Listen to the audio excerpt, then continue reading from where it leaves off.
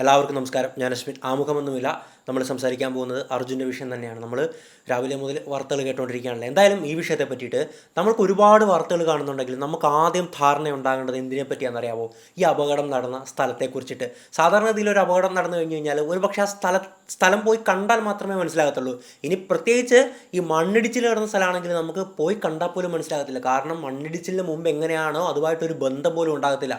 അവിടെയുള്ള മരങ്ങൾ, ചെടികൾ, അല്ലെങ്കിൽ കെട്ടിടങ്ങൾ, വാഹനങ്ങൾ, പോസ്റ്റുകൾ ഒന്നും തന്നെ അവിടെ കാണത്തില്ലല്ലേ. അവിടെ വെറും ഒരു നിരപ്പായി കിടക്കുന്നത് കാണാം. പക്ഷേ ഇന്ന് ഈ സ്ഥലത്തെ പറ്റിയിട്ട് എനിക്കും ആദ്യം പെട്ടെന്ന് ധാരണയില്ലായിരുന്നു. പക്ഷേ ഇതിൻ്റെ ലൊക്കേഷൻ നമുക്ക് ഗൂഗിൾ മാപ്പിൽ കണ്ടെത്താൻ പറ്റുകയും ഇന്ന് ഗൂഗിൾ മാപ്പിൽ സ്ട്രീറ്റ് വ്യൂ ഉണ്ട്, ഗൂഗിൾ സ്ട്രീറ്റ് വ്യൂ ഉണ്ട്. അതിൻ്റെ സഹായത്തോടെ നമുക്ക് ആദ്യം അർജുൻ സഞ്ചരിച്ച വഴിയെ നമുക്ക് സഞ്ചരിക്കാം. അർജുൻ എവിടെയാണ് ലോറി പാർക്ക് ചെയ്തിരുന്നത്, അതിൻ്റെ സൈഡിലുള്ള മല എല്ലാം നമുക്ക് ഗൂഗിൾ മാപ്പിൽ വ്യക്തമായിട്ട് കാണാം. ഈ സൈഡിൽ കാണുന്ന വീഡിയോ ശ്രദ്ധിക്കുക. ഇവിടെ മുകളിലും താഴെയുമായിട്ട് രണ്ടായിട്ട് തിരിച്ചിട്ടുണ്ട്. താഴത്തതിൽ ജസ്റ്റ് മാപ്പ് വ്യൂ ആണ്, മുകളിലാണ് ആ ഒരു സ്ട്രീറ്റ് വ്യൂ. അതായത് നമ്മൾ എങ്ങനെയാണ് ഒരു വണ്ടിയിൽ പോകുന്നത് അപ്പോൾ കാണുന്ന കാഴ്ചകളാണ്.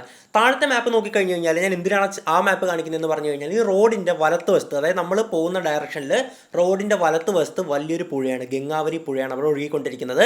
ഈ ഒരു വഴിക്കാണ് അർജുൻ സഞ്ചരിച്ചത്. ഈ ഒരു മുമ്പോട്ട് നമ്മൾ ഇവിടെ എങ്ങനെയാണോ നീങ്ങുന്നത് ഇങ്ങനെ തന്നെയാണ് അർജുൻ നീങ്ങിയിരിക്കുന്നത്. ഇങ്ങനെ പോകുമ്പോൾ നമുക്ക് കാണാൻ സാധിക്കും ഇവിടെ ഈ ഒരു ഇടത്തെ വശത്തുള്ള റോഡിൻ്റെ പണി പുരോഗമിച്ചുകൊണ്ടിരിക്കുകയാണ്. അപ്പോൾ ഈ ഒരു ഭാഗം വരെ സിംഗിളായിട്ടാണ് പോകുന്നത്. ഇവിടുന്ന് കുറച്ചുകൂടെ നോക്കിക്കഴിഞ്ഞ് കഴിഞ്ഞാൽ പുറകോട്ട് കാണാൻ പറ്റും. ഈ ഒരു റോഡ് കണ്ടോ, ഇവിടെ ഈ ഒരു റോഡിൻ്റെ പണി അങ്ങനെ മല കട്ട് ചെയ്ത് വരികയാണ്. ഈ ഒരു മലയാണ് വില്ലനായി മാറിയിട്ടുണ്ടായിരുന്നത്. മാത്രമല്ല ഇവിടെ ഒരു 11 kV ലൈൻ കാണാം. ആ ലൈൻ വരെ ഇടിച്ച്, ആ മണ്ണിടിഞ്ഞ് കിടക്കുന്ന ഭാഗത്ത് ആ ലൈൻ വരെ ഇടിഞ്ഞ് ഇങ്ങനെ കിടക്കുന്നതായിട്ട് കാണാൻ സാധിക്കും. എന്തായാലും നമ്മൾ മുമ്പോട്ട് പോകുമ്പോൾ കുറച്ച് ലോറികൾ കിടക്കുന്ന കാണാം അല്ലേ. ഈ ലോറികൾ കിടക്കുന്ന അതേ സ്പോട്ടിൽ തന്നെയാണ് അർജുൻ വണ്ടി നിർത്തിയിട്ടുണ്ടായിരുന്നത്. നിങ്ങൾക്കിപ്പോൾ ഒരു ധാരണ കിട്ടിയിട്ടില്ലേ? കാരണം ഗൂഗിളിൻ്റെ സഹായത്തോടെ നമുക്ക് പെട്ടെന്ന് അതിനെപ്പറ്റി മനസ്സിലാക്കാൻ സാധിച്ചു. അല്ലാതെ നമ്മൾ ഇത് എവിടെയാണ് നടന്നത് അവിടെ പോയി കണ്ടാൽ പോലും മനസ്സിലാകത്തില്ല. കാരണം മൊത്തം മണ്ണിടിഞ്ഞ് കിടക്കുകയാണ്. ഞാൻ കൂടുതലായിട്ട് പറഞ്ഞുതരാം. അപ്പോൾ നമ്മളിങ്ങനെ മുമ്പോട്ട് പോകും തോറും ഇവിടെ 3 ലോറികൾ ഇതുപോലെ ഒതുക്കിയിട്ടുണ്ടല്ലേ. എന്തിനാണ് ലോറികൾ ഇവിടെ ഒതുക്കുന്നത്? 3 കാര്യം. ഒന്നാമത്തത് അവർ വിശ്രമിക്കാനാണ്. ഇവിടെ ലോറി പാർക്ക് ചെയ്തിട്ട് അതിൽ കിടന്നുറങ്ങാറുണ്ട്. മാത്രമല്ല തൊട്ടടുത്ത് തന്നെ ഗംഗാവരി പുഴയാണ്. അപ്പോൾ അവർ കുളിക്കാനും മറ്റു കാര്യങ്ങൾക്ക് വേണ്ടിയിട്ട് പുഴ ഉപയോഗിക്കാറുണ്ട്. അതിൻ്റെ സൈഡിൽ തന്നെ ഒരു പടവുണ്ട്, അത് ഉപയോഗിക്കാറുണ്ട്. മാത്രമല്ല ഇവിടെ ഈ ലോറി പാർക്ക് ചെയ്തിരിക്കുന്ന കാണാമല്ലോ. ഈ ലോറിയുടെ ഓപ്പോസിറ്റ് നേരെ എന്താണെന്ന് നോക്കിയേ, അപ്പുറത്തൊരു ടാങ്കർ ലോറി കിടക്കുന്നു. അതിൻ്റെ ഇടയ്ക്കൂടെ നോക്കി കഴിഞ്ഞ് കഴിഞ്ഞാൽ ചെറിയ വീട് പോലത്തെ ഒരു നിർമ്മിതി കാണാനില്ല. ആ വീടിൻ്റെ തൊട്ട് പുറകിലായിട്ട് ഗംഗാവരി പുഴ ഒഴുകിക്കൊണ്ടിരിക്കുകയാണ്. അത് വീടുമാണ്, അതേപോലെ തന്നെ അതൊരു ചായക്കടയുമാണ്, ഒരു ചെറിയൊരു ധാബയാണ്. 5 പേരാണ് കുടുംബത്തിലുണ്ടായിരുന്നത്. ഈ 5 പേരും ചേർന്നാണ് ആ ഒരു ചെറിയ ചായക്കട നടത്തുന്നത്. അപ്പോൾ ലോറിക്കാരൊക്കെ ഇവിടെ വണ്ടി ഒതുക്കുന്നതുകൊണ്ട് അവർക്ക് എപ്പോഴും കച്ചവടം കിട്ടും. ചെറിയ ഭക്ഷണവും ചായയും ഒക്കെ ഉണ്ടാവും. ലോറിക്കാർക്കും അവിടെ കുളിച്ച് ചായയും ഭക്ഷണമൊക്കെ കഴിക്കാൻ പറ്റും. അപ്പോൾ അതിന് ഓപ്പോസിറ്റ് ആയിട്ടാണ് ഈ ലോറികൾ കിടക്കുന്നത്. ഞാൻ കുറച്ചുകൂടെ ദൂരത്തേക്ക് മാറ്റിയിട്ട് വിഷ്വൽ കാണിച്ചു തരാം. അപ്പോൾ നിങ്ങൾക്ക് കൃത്യമായിട്ട് മനസ്സിലാവും. ഇവിടെ നോക്കിക്കഴിഞ്ഞാൽ കാണാം ഈ 3 ലോറികൾ കിടക്കുന്ന കണ്ടോ. ഈ ഒരു സ്പോട്ടിൽ തന്നെയാണ് കൃത്യമായിട്ട് അർജുൻ വണ്ടി പാർക്ക് ചെയ്തിട്ടുണ്ടായിരുന്നത്. മുകളിലേക്ക് നോക്കുവാണെങ്കിൽ എന്താണ്, നിങ്ങൾക്ക് പൂഴിമണ്ണ് പോലുള്ള മല കാണാല്ലേ. അതായത് ആ മല കട്ട് ചെയ്താണ് ഇവിടെ റോഡ് ഉണ്ടാക്കിയിരിക്കുന്നതെന്ന് മനസ്സിലാക്കുക.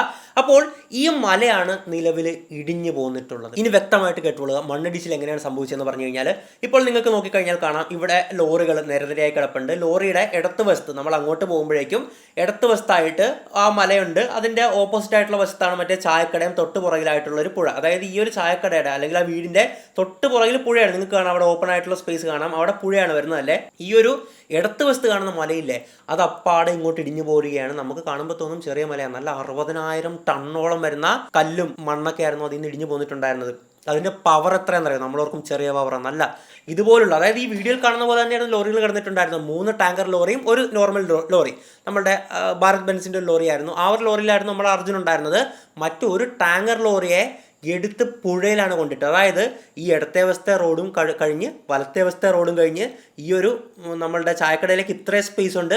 ചായക്കടയും പൊളിച്ച് ആ ലോറി അടക്കം അത് പുഴയെ കൊണ്ടിട്ടു.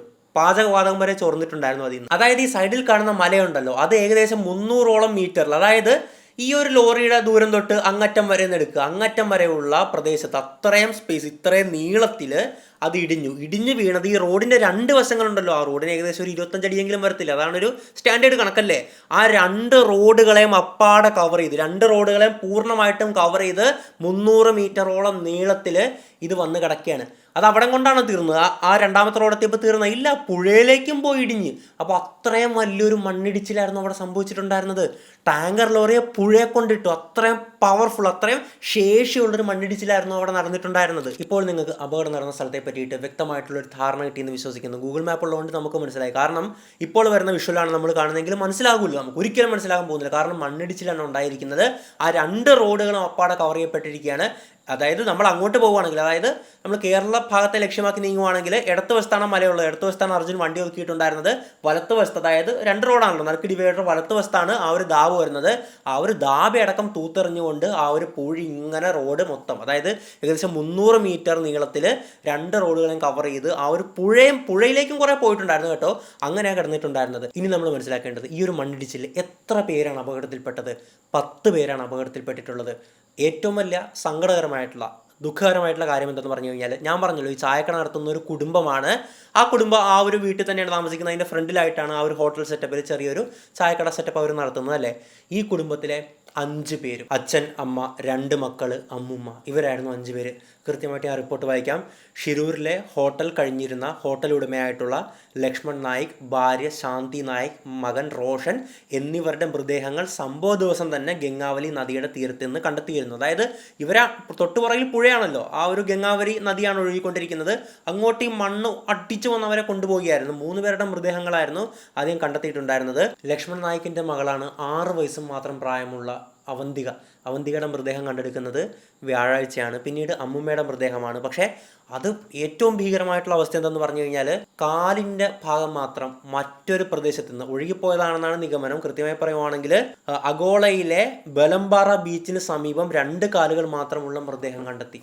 ആ ഒരു അമ്മുമ്മയുടെ ആയിരുന്നു. ബാക്കി കല്ല് വന്ന് ഇടിച്ചുകൊണ്ടാകാം ആ ബോഡി സ്പ്ലിറ്റ് ചെയ്ത് 2ആയിട്ട് പോവുകയാണ്. മറ്റ് 5 പേര് കൂടെ അപകടത്തിൽപ്പെട്ടിട്ടുണ്ടായിരുന്നല്ലേ. ഈ 5 പേരാരും നോക്കുവാണെങ്കിൽ, ഞാൻ പറഞ്ഞ അപകടം നടക്കുന്ന സമയത്ത് അവിടെ പാർക്ക് ചെയ്തിട്ടുണ്ടായിരുന്നു, നമ്മൾ വീഡിയോയിൽ കണ്ട പോലെ അവിടെ പാർക്ക് ചെയ്തിട്ടുണ്ടായിരുന്നത് 3 ടാങ്കർ ലോറിയും അർജുൻ്റെ ഭാരത് ബെൻസ് ലോറിയാണ്. ഭാരത് ബെൻസ് 3523 എന്ന് പറയുന്ന മോഡലാണ്. നമ്മളൊക്കെ സ്ഥിരം കാണുന്ന ഒരു വെള്ള വണ്ടിയില്ലേ, അതാണ് ആ ഒരു സാധനം. ഈ 4 ലോറികളിലായിട്ട് 5 പേരുണ്ടായിരുന്നു. അർജുൻ്റെ വണ്ടിയിൽ അർജുൻ മാത്രമാണ് ഉണ്ടായിരുന്നത്. വേറെ ക്ലീനറോ വേറെ ഹെൽപ്പറോ ആരും തന്നെ ഇല്ലായിരുന്നു.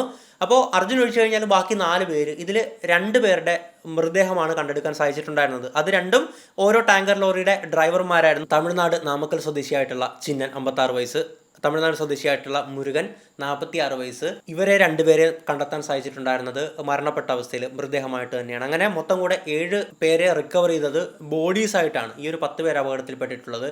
ബാക്കി 3 പേര് കൂടെ അവിടെ ഉണ്ട്. അതിൻ്റെ അകത്ത് ഒരാളാണ് നമ്മുടെ അർജുൻ. ഇനി നമുക്ക് അർജുൻ്റെ കാര്യത്തിലേക്ക് വരാം. കോഴിക്കോട് കക്കോട് കണ്ണാടിക്കൽ സ്വദേശിയായിട്ടുള്ള 30 വയസ്സുകാരനാണ് അർജുൻ. നമുക്കറിയാവുന്ന പോലെ ഒരു ഡ്രൈവറാണ് അദ്ദേഹം. അപ്പോൾ അദ്ദേഹം ഈ കർണാടകയിലുള്ള രാമഗിരി, അതായത് ഗോവ ബോർഡറാണ്, കർണാടക ഗോവ ബോർഡറിൻ്റെയൊക്കെ സൈഡിലാണ് ഈ സ്ഥലം വരുന്നത്. അവിടം വരെ ഇവിടുന്ന് ലോറി എടുത്ത് പോകാറുണ്ട്. എന്തിനാണ് ആ ഒരു സർവീസ് എടുത്ത് നോക്കുവാണെങ്കിൽ തടിയുടെ ഏർപ്പാടാണ്.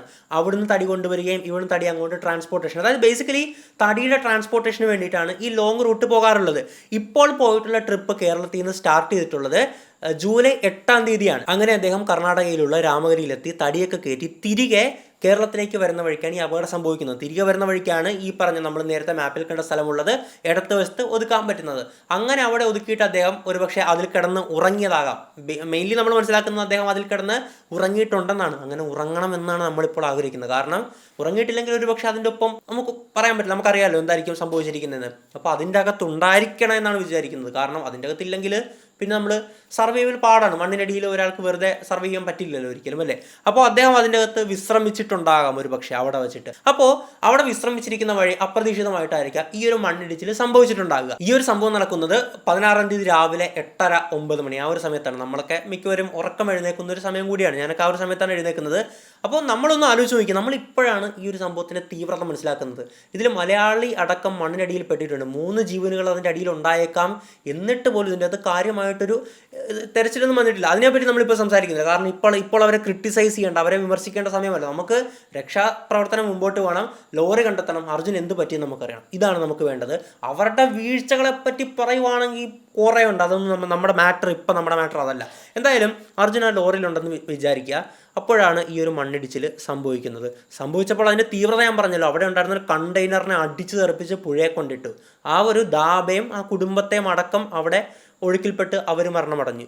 അവിടെ ഉണ്ടായിരുന്ന ആ രണ്ട് റോഡ്, ഹൈവേ രണ്ടായിട്ടാണല്ലോ ഡിവൈഡ് ചെയ്തിട്ടുള്ളത്, നടുക്ക് ഡിവൈഡർ വെച്ചിട്ട്, രണ്ട് റോഡും അപ്പാടെ കനത്തിൽ പൂഴി വന്ന് വീഴുകയാണ്, മല ഇടിഞ്ഞു വന്ന് വീഴുകയാണ്. അത് ഏകദേശം 300 മീറ്ററോളം ഉണ്ട്. അർജുൻ്റെ കാര്യത്തിൽ ശുഭപ്രതീക്ഷ നൽകുന്ന പോയിന്റ്സ് എന്തെന്നാൽ, ഒന്നാമത്തത് ആ പുഴ പരിശോധിച്ചിട്ടുണ്ടായിരുന്നു. പുഴയിൽ ലോറി മറിഞ്ഞിട്ടുണ്ടെങ്കിലൊക്കെ പെട്ടെന്ന് കിട്ടാൻ സാധ്യതയുണ്ട്. മാത്രമല്ല ഈ ഒരു ലോറിക്ക് നല്ല ഭാരമുണ്ട്. ഈ ലോറിയുടെ ഭാരം വരുന്നത് 8.6 ടണ്ണാണ്. കൃത്യമായി പറയുവാണെങ്കിൽ 8610 കിലോഗ്രാമാണ്.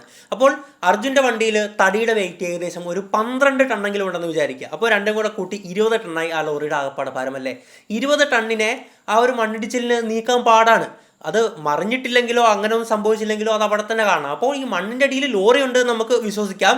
ആ ക്യാബിൻ്റെ അകത്ത് അർജുനും ഉണ്ടാകും ഒരു പക്ഷേ. ഇനി അടുത്ത പോയിന്റ് എന്ന് പറഞ്ഞു കഴിഞ്ഞാൽ, അർജുൻ്റെ ഭാര്യ പറയുന്നുണ്ട് അർജുന് 2 ഫോണുണ്ട്. ഒരു ഫോണിലേക്ക് വിളിച്ചിട്ട് കിട്ടിയില്ല, മറ്റേ ഫോണിലേക്ക് വിളിച്ചിട്ട് ആദ്യം റിങ് ആയില്ലായിരുന്നു, കുറച്ച് കഴിഞ്ഞിട്ട് അടുത്ത ദിവസം വിളിച്ചപ്പോഴേക്കും അത് റിങ് ആയെന്ന്. അങ്ങനെ റിങ് ആകണമെങ്കിൽ ഒരാൾ ഓണാക്കി നോക്കണ്ടേ, അല്ലാതെ അതെങ്ങനെ ആകാനാണ്? നമ്മൾ വിശ്വസിക്കുന്നതാണ് കേട്ടോ, നമ്മളുടെ ശുഭപ്രതീക്ഷയാണ് ഞാൻ ഈ പറയുന്നത്. അങ്ങനെ ആകാതെ എങ്ങനെ അല്ലേ അത്? അപ്പോൾ അർജുൻ അതിൻ്റെ ഇടയിൽ ഉണ്ടായിരിക്കണം. അർജുൻ ആ ഒരു ഗോൾഡൻ ഹവേഴ്സ് ആയിരുന്നു, അവിടെയൊന്നും ഇവർ പരിശോധിച്ചില്ല കേട്ടോ. കർണാടക സർക്കാർ ഒരു തേങ്ങയും ചെയ്തില്ല. അതിനെപ്പറ്റി പിന്നെ നമുക്ക് സംസാരിക്കാം, ഇതിൻ്റെ ഔട്ട്കം എന്താണെന്ന് നമുക്ക് അറിയട്ടെ, അപ്പോൾ നമുക്ക് സംസാരിക്കാം. അപ്പോൾ ഫോൺ ഓണാക്കിയത് നമുക്ക് മറ്റൊരു ശുഭപ്രതീക്ഷയാണ്. മാത്രമല്ല ഈ ഭാരത് ബെൻസിൻ്റെ കമ്പനി പറയുന്നുണ്ട് ലോറിയുടെ ലൊക്കേഷൻ ഇവിടെ തന്നെയാണ്. അവർക്ക് ലൊക്കേഷൻ അറിയാൻ പറ്റും. റണ്ണിങ് ആണെങ്കിൽ റണ്ണിങ് സ്റ്റാറ്റസ്, അല്ലെങ്കിൽ വണ്ടി ഓഫ് ആയിട്ടുണ്ടെങ്കിൽ എവിടെ വെച്ചാണ് ഓഫ് ആയത് അതിൻ്റെ പൊസിഷൻ അറിയാൻ പറ്റും. അപ്പോൾ ഈ പൊസിഷനിൽ വെച്ചിട്ടാണ് ലോറി നിലവിൽ ഓഫ് ആയിട്ടുള്ളതെന്ന് അവർ കൃത്യമായി നോക്കി പറഞ്ഞു. പുഴയിൽ സെർച്ച് ചെയ്തിട്ട് കിട്ടിയിട്ടുമില്ല. അപ്പോൾ ലോറി മണ്ണിനടിയിൽ തന്നെ ഉണ്ട് എന്ന് നമുക്ക് ഉറപ്പിക്കാം. ഇനി അർജുൻ്റെ അവസ്ഥ പറയുവാണെങ്കിൽ ഇത് വലിയ ലോറിയാണ്, നല്ല ബലമുള്ള ലോറിയാണ്, അത്യാവശ്യം വെൽ ബിൽറ്റ് ക്വാളിറ്റിയാണ്. അധികം അപകടങ്ങൾ സംഭവിച്ചിട്ട് അധികം ആൾക്കാർക്ക് പോലും മരണപ്പെട്ടിട്ടില്ല, അല്ലെങ്കിൽ ഗുരുതരമായിട്ടുള്ള ഇതൊന്നും പറ്റിയിട്ടില്ല. അത്രയും നല്ലൊരു ലോറിയാണിത്. അതുകൊണ്ട് തന്നെ നല്ലൊരു ഭാരം ഒറ്റയടിക്ക് അതിലേക്ക് ഡ്രോപ്പ് ചെയ്താൽ പോലും പൊളിയാത്തൊരു മേൽക്കൂരയാണ് ആ ലോറിക്ക് നിലവിലുള്ള ആ ക്യാബിൻ്റെ മേൽക്കൂര. പിന്നെ നമുക്ക് ഏറ്റവും പ്രശ്നമുണ്ടാക്കുന്നതെന്ന് പറഞ്ഞു കഴിഞ്ഞാൽ ഇതിൻ്റെ ഗ്ലാസിൻ്റെ അവസ്ഥയാണ്.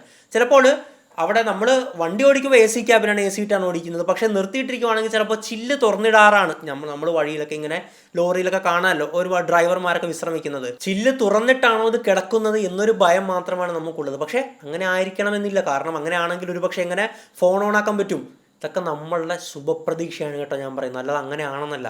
നമുക്ക് എന്താണ് വേണ്ടത്? അർജുൻ ജീവനോടെ ജീവിതത്തിലേക്ക് തിരിച്ചു വരണം, അത് മാത്രമാണ് ഇപ്പോൾ ആഗ്രഹിക്കുന്നത്. അതിനു വേണ്ടി ഞാൻ പറയുന്നതാണ്, അല്ലാതെ അങ്ങനെയാണെന്നല്ല, ഒരിക്കലും അങ്ങനെയല്ല. നിങ്ങളെപ്പോലുള്ള ഒരു സാധാരണ മലയാളി ചിന്തിക്കുമല്ലോ, അങ്ങനെ ആയിരിക്കണേ ഇങ്ങനെ ആയിരിക്കണേ, ആ പയ്യൻ എങ്ങനെയെങ്കിലും ജീവിതത്തിലേക്ക് തിരിച്ചു വന്നെ. അത് തന്നെയാണ് എൻ്റെ അവസ്ഥ. സത്യം പറഞ്ഞു കഴിഞ്ഞാൽ അർജുൻ ജീവനോടെ തിരിച്ചു വരട്ടെ എന്ന് നമുക്ക് ആഗ്രഹിക്കാം. അതുപോലെ തന്നെ മറ്റ് 3 പേരും മണ്ണിനടിയിലുണ്ട്, അവരെയും കൂടെ രക്ഷപ്പെടുത്താൻ പറ്റട്ടെ. ബാക്കിയുള്ളവർക്കോ ജീവൻ നഷ്ടപ്പെട്ടു, നമുക്കൊന്നും ചെയ്യാൻ കഴിയത്തില്ല. അപ്പോൾ ഇനിയുള്ളവരെങ്കിലും ജീവിതത്തിലേക്ക് തിരിച്ചു വരട്ടെ എന്ന് ഞാൻ ആഗ്രഹിക്കുകയാണ്. ഇവിടെ ഏറ്റവും വലിയ പ്രശ്നം എന്തെന്ന് പറഞ്ഞു കഴിഞ്ഞാൽ രക്ഷാപ്രവർത്തനത്തിലുള്ള വെല്ലുവിളിയാണ്. നമുക്ക് ചിന്തിക്കാം ഇത് എളുപ്പമല്ല, അങ്ങനെയല്ല. ഞാൻ പറഞ്ഞ പോലെ തന്നെ നിങ്ങൾക്ക് ഐഡിയ മനസ്സിലായിട്ടുണ്ടാവുമല്ലോ. ഈ 2 റോഡും നല്ല ലെങ്ത്തിൽ 300 മീറ്റർ ലെങ്ത്തിൽ കംപ്ലീറ്റ് ഇങ്ങനെ അടഞ്ഞു കിടക്കുകയായിരുന്നു. അപ്പോൾ ഇതിൻ്റെ നടുക്കുള്ള സ്പോട്ടിലാണ് ലോറിയെങ്കിൽ എന്താ ചെയ്യേണ്ടത്? ഇത്രയും സ്പേസ് നമ്മൾ കംപ്ലീറ്റ് ക്ലീൻ ആക്കിയിട്ട് വേണം അതിലേക്ക് എത്താൻ വേണ്ടിയിട്ട്. മാത്രമല്ല ഇത് ജസ്റ്റ് ഒരു അവസ്ഥയിലാണോ, ഇങ്ങനെ ചരിഞ്ഞ് കിടക്കുന്ന ഇടിഞ്ഞു കിടക്കുന്ന ഒരു സ്ലോപ്പാണ്. അവിടുന്ന് മണ്ണെടുത്താൽ എന്താ സംഭവിക്കുക? വീണ്ടും മണ്ണിടിഞ്ഞ് താഴത്തേക്ക് വരും. അപ്പോൾ പെട്ടെന്ന് JCB വെച്ചിട്ട് മാന്തി പൊളിക്കാൻ നമുക്ക് പറ്റത്തുമില്ല. അത് വലിയൊരു വെല്ലുവിളിയായിട്ട് മാറുകയാണ്. അതിനപ്പുറത്തേക്കുള്ള ഏറ്റവും വലിയ പണി എന്താണ്? മഴ തന്നെ. മഴ കാരണം പണി കിടക്കാൻ പാടാണ്. സത്യം പറയുവാണെങ്കിൽ വളരെ ഫ്രജൈലായിട്ട് കിടക്കുമായിരിക്കും. പെട്ടെന്ന് തൊട്ട് കഴിഞ്ഞാൽ ഇളകിപ്പോരുന്ന രീതിയിലുള്ള അവസ്ഥയിലാണ് കിടക്കുന്നതെങ്കിൽ അതും വളരെ ഡേഞ്ചറസ് ആണ്. പക്ഷേ എത്രയൊക്കെ ഡേഞ്ചറസ് ആണെന്ന് പറയുമെങ്കിൽ നമ്മൾ വിചാരിക്കും അതുകൊണ്ടാണ് പതുക്കെ പതുക്കെ നീങ്ങിയത്. അല്ല, കർണാടക സർക്കാർ തിരിഞ്ഞു നോക്കിയിട്ടില്ല ഇങ്ങോട്ട്. ഒരുത്തൻ ലോറിയായിട്ട്, ഒരുത്തനല്ല 3 ലോറി, മൊത്തം കൂടെ 2 ടാങ്കർ ലോറിയും ഈ ലോറിയാണല്ലോ. ഒരു ടാങ്കർ ലോറി വെള്ളത്തിൽ പോയല്ലേ.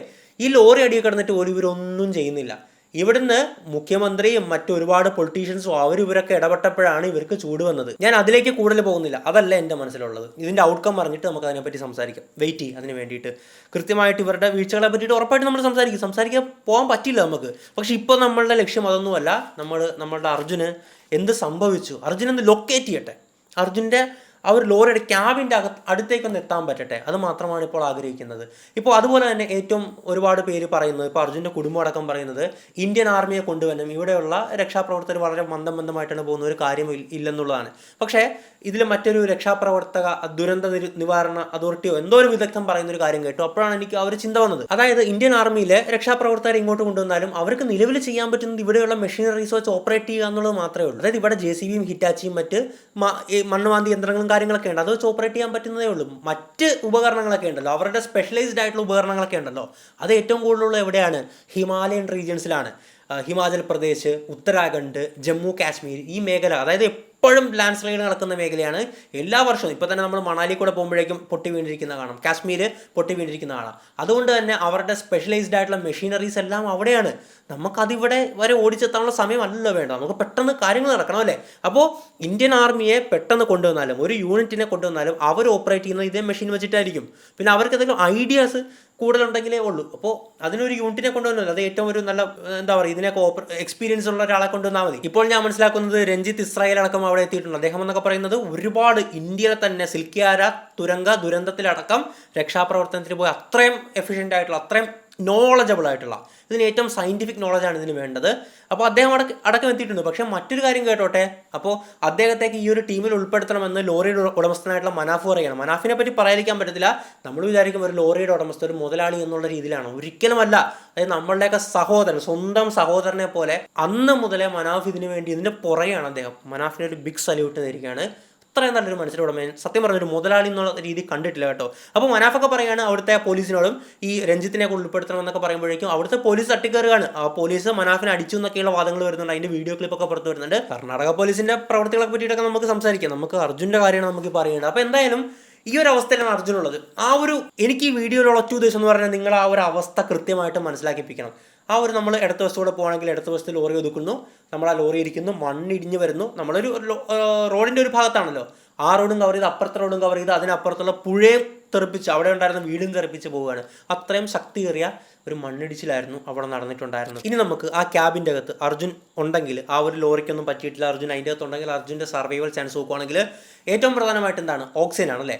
ഓക്സിജൻ ഉണ്ടായേക്കാം, ഒരുപക്ഷെ ഇത്രയും ദിവസം 6 ദിവസത്തോളം ഒക്കെ ഉണ്ടായേക്കാം എന്നാണ് കൃത്യമായിട്ട് വിദഗ്ധ അഭിപ്രായം വരുന്നത്. നമ്മൾ പണ്ട് കടലിനടിയിൽ ഒരു എയർ പോക്കറ്റിൽ പെട്ട ഒരാളുടെ കഥ ഞാൻ പറഞ്ഞിട്ടുണ്ടല്ലേ. അപ്പോൾ അദ്ദേഹം പോലും ഇതിനേക്കാൾ ചെറിയൊരു എയർ പോക്കറ്റിൻ്റെ അകത്തെ ഓക്സിജൻ കൊണ്ടാണ് അദ്ദേഹം 3 ദിവസത്തോളം കണ്ട് വെള്ളത്തിനടിയിൽ കഴിഞ്ഞിട്ടുണ്ടായിരുന്നത്. അങ്ങനെ വെച്ച് നോക്കുകയാണെങ്കിൽ അർജുന് കഴിയാൻ മാത്രമുള്ള ഓക്സിജൻ ഇതിൻ്റെ അകത്തുണ്ട്. പക്ഷേ ഏറ്റവും പ്രശ്നമായി വരുന്നത് എന്താണ്, കാർബൺ ഡൈ ഓക്സൈഡ് കോൺസെൻട്രേഷൻ കൂടുകയാണെങ്കിൽ. കാർബൺ ഡൈ ഓക്സൈഡ് നമ്മൾ ശ്വസിക്കാറുണ്ട്, അപകടമല്ല. പക്ഷേ അതിൻ്റെ കോൺസെൻട്രേഷൻ കൂടുകയാണെങ്കിൽ അതൊരു വില്ലനായി മാറിയേക്കാം ഒരു പക്ഷേ. രണ്ടാമത്തത് ഭക്ഷണവും വെള്ളമാണ്. ഭക്ഷണം അവർ ക്യാബിനിൽ കരുതാറുണ്ട്. പൊതുവെ ഡ്രൈവേഴ്സ്, ലോങ് ട്രിപ്പൊക്കെ പോകുന്ന ഡ്രൈവേഴ്സ് കരുതാറുണ്ട്. വെള്ളത്തിൻ്റെ കാര്യം എന്താണെന്ന് ഞാൻ ഒരിടത്തും പറഞ്ഞു കേട്ടിട്ടില്ല.